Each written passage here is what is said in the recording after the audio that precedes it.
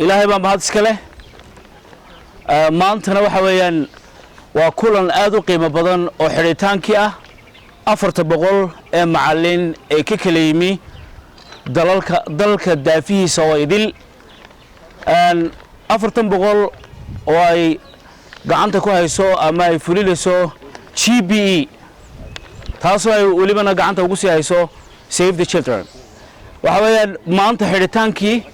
أيا وزير كنا وزير كحيانك وزارة وحبرشة أحمد حسن نور وينقلص وقيب قلي ساعد وزير كحيان halkan waxa fadhiya 400 macallin oo ku jira kulliyadda tababarka macallimiinta ee dawladda Soomaaliland oo ka yimi daafaha dalka Soomaaliland koonay la koonay ma jiro gobol ka maqan ma jiro degmo ka maqan ma jirto tuulo ka maqan waan oran karayaa ma jirto tuulo ka maqan way hadday maqan tahay waa wax yar dhammaan macallimiintu waxay ka kooban yihiin daafaha dalka oo dhan waxay u yimaadeen ilaahay baa mahadle jaanis wacan bay heleen waxay ka faa'iideysanayaan kulliyadda iyo tababarka kulliyadda macallimiintu ay qabatay way dhamaysteen semester 2 bay dhamaysteen markaa uu dhamaaday hal bil buu ahaa waxaan la qaatay oo macallimiintana ay qaadatay 7 maado dhammaantood maanta waxay u diyaar yihiin inaad semester 2gii saacadatul wasiir u xidho waxaan jeclaan lahaa inaad kulliyadiina loo dhammaystiro oo marka dambe aan kulliyadii ku gallo ay macallimiinta kulliyadii wax ku helaan taasi waa midda kale markii horena waan ku celiyey miisaaniyadda qaranka madaxweynaha xagga madaxweynahan fariin uga diraya oo ka faa'iideysanaya in miisaaniyadda loogu daro qorshahan tababarka macallimiinta miisaaniyadda looga daro oo loo daba fadhiisan hay'ad iyo waxa taasi waa mid oo wax wanaagsan oo waxayno maxaydan waxbarashadeena ay noo sii wadaysaa midda kale waxaan ka codsanayaa wasiirka waxbarashada iyo wasiir ku-xigeenka oo imka xaggan inoogu joogo isaga wasiirka inoo matalaya oo inoo soo yimiday waqtina inoo soo siiyay waxaan leeyahay waa annaga diblooma quraatay naguma fille hana loo biiriyo digriina hana looga dhigo ilaa master hana looga dhigo saas annaga oo wax fiican baranay aan dadkaygana wax si waxaan ugu sii gudbino taasi macallimiinta aan guuleysnayna goboladaas ay u badan tahay macallimiintaasna waxaan wasiirka iyo wasiir ku-xigeenka iyo wasiirkaba aan u sheegayaan xagan fariin u marinayaa in ay la iska xil saaro ilaahay waxaan ka baryayaa inuu inagu guuleeyo hawsha aynu hayno ee aynu hayno ubadkeena qarankeena awlaad aynu dhalay iyo maxay haydeen mas'uuliyadayna saaran waxa weeye haddii aan nahay macallimiinta de halkan xanuunaysa waa inay garato dawladdeedu hal allaale halkan xanuunaysa haadhe dawladda waa inaanu ka mid noqono sidii aan uga nahay jirkeeda ka mushaar kale waa inay ogtahay ka buka waa inay ogtahay ka shaqeeye fiican waa inay ogtahay maxay hayday degmooyinka iyo gobolada iyo maxay hayday ilaa heer tuulo waxa u jooga dawladda dad actifiina oo ay ugu tala gashay inay shaqada u qabtaan run ahaantiina kuwana waan u hambaliyaynayaa oo maxay hayday manastayaala iskuulada kuwa dhigaya kuwa hawsha haya hadal waxaan ku soo koobayaa dawladayadu wixii aanu diidaynana ha garato wixii aanu doonaynaa wanaagsanna hanala wado waxa weeyaan aqoon isweydaarsigun baa loo yimide dadka halkan wada yimide waa wada aqoonyahan qof walbana meel uu ku wanaagsan yahay iyo meel laga caawiyo u baahan yahay way jirtaa laba qodob baan anu siyadul taagi lahaa ka hore waxa weeyaan iyaga macallimiintii hadlayay waxay carabka ku yaroodu dhufanayeen macallimiinta aan tababarnayn tababaraha loo sameeyo kuwa halkan joogana ha loo dhameeyo kuwa aan kaga nimid dugsiyadiina iyagana tababarkan ha gaadho maalmihii dhaweed waxa la idinka buuxbuuxinayay form ay ku qoran tahay ama xaashaday ku qoran tahay macallinka iyo dhaatadiisii ama xogtiisii oo fara badan yaa la idinka buuxiyey waxyaalahan arkay waxa ka mid ah markaan xaashadii kalaasada laga soo buuxiyay aan arkaynay meesha u dambaysa waxa ku qornayd tababar hore ma lahayd ha iyo maya waxaan arkaya fasallada qaar waxa ku wada qoran waa wada tababaran yihiin fasallada qaarna waxa ku wada qoran waa wada maya waxa ku yar jirta halkaa waxa laga shaqeeyaa xaashada malaha ujeedadeeda haddaa tira waan tababaranahay bille lagu yiraahdaa iskaga baxdaa dabadeedna waxaad arkaysaa fasallada qaar oo ku wada buuxiyey maya 40kii macallinba halka ay fasallada qaarna ugu yaraan 30 ku qoreen way tababaran yihiin waxaynu uga baahannahay xogta markaan ururayno macallin laga saaray iyo mid kale ma ahayn markaynu go'aanka gaadhayno ee tababarada la keenayo waxa lagu qaybiyaa gobolladu siday ugu kala badan yihiin macallimiinta tababarnayn مثلا kale imika gobolladii oo dhan baa laga joogaa 400 isaga jiraan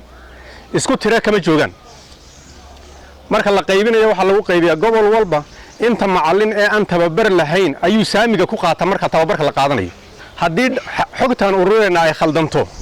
doorashada macallimiinta khaldamaysa marka waxaynu u baahannahay marka xog la ururinayo macallimiin baynu nahay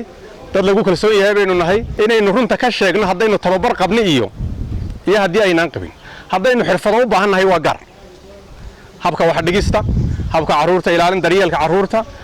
maadooyinka qaar kood xirfadooda lagu kordhiyo waa baahiyo gaar laakiin marka lagu dhaaf tababar ma qabtaa macallimiinta waxa ku jira qaar ku qoran waxa levelkaaga sheeg baa ku jira waxa ku qornayd jaamacad baan ka soo baxay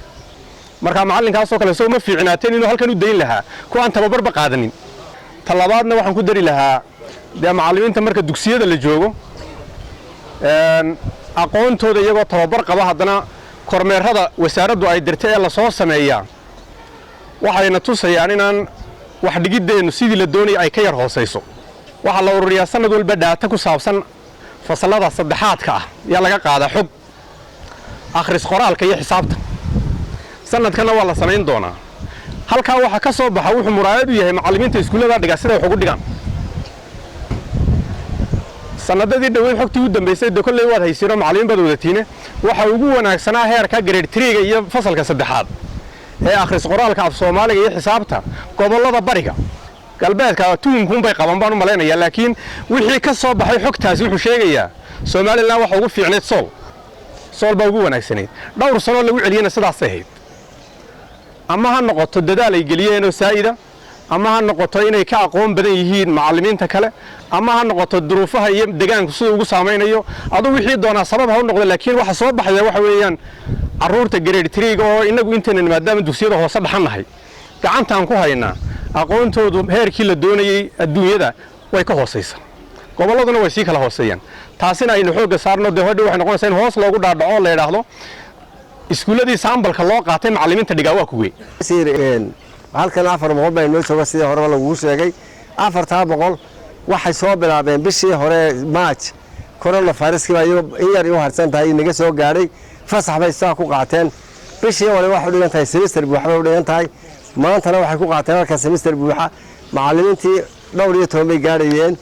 oo aqoon-yahana waxba la iskaba lan hakleynaysaa wax loogu dhigay waxa lagu talagalay marka 400 maanta marka fasax ay qaataan inay insha Allah wax lagu bariyay ilaahay nabad ku tagaan qof waliba meeshii uu ka yimid oo qoyskiisa iyo xoyskiisa walaalii abti intii uu ku nabad gaaro rajeynayna marka hadda hadii ay idinkeeda ilaa bisha koowaad ee sanadka 2021 hadii ilaahay na gaarsiiyo oo nolol ku gaadhno waxaan isku soo noqon doonaa bil 2 bilood baa inoo harsan 2 bil fasaxida ay ku hagaagi doonaan dadka aqoonta badan leh jaamacadaha ka soo baxeen badnayn waxa weeye inaad haddii ay noqotay halkan waxbarashada u timaado waxa weeye wixii talaya tusaale mas'ala soo tahay laakiin tababarkii waxbarashadu ka maqay waxa tahay qof aan tababarnayn bad ka dhiganta qaabka wax loo dhigo sida ardayda loo macaamilo sida aan loo leeyin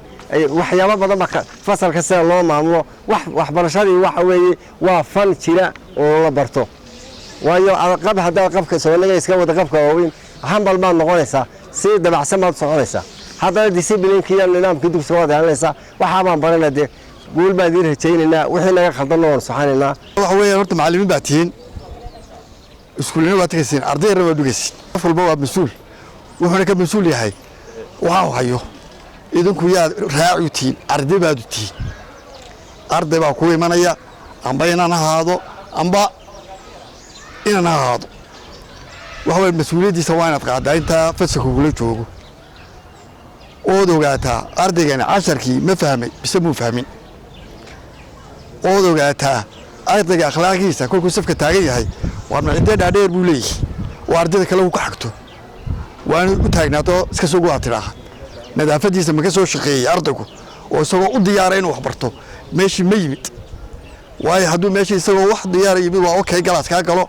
ka kalaan la tali bal horta ha eriyne waa balse soo hagaajite oo ardayga iska inaad dadka waxnu barin doonayno inaynu jahayno la tali ardayga macallinku kelmadda ay haya waa maracad haddii la ilaali waayana wax walbaa ku dhacan taaj bay yeelan uskag bay yeelan kolkaa macallinku sharaftiisa maadaama maracadu yahay waa inuu ilaayaa maradii saacad waa sharaftiisii inuuna arday yaro sigaar cabaya maxayday u habran oo yidhaa tag waalidkaaga igu yeedh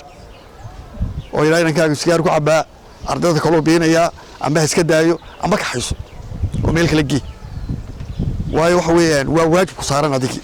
waana ilmahaagii waa walaalkaa waa in adeerkaa ardayga iyo macallinku waa waalidku isku yihiin waa inan iyo aabbihii amba inan iyo hooyadeed weeyaan annaguna waa idiin dadaalanaa wax walba inoo hagaaginayaa wasalaamu calaykum waraxmatullaahi wabarakaatu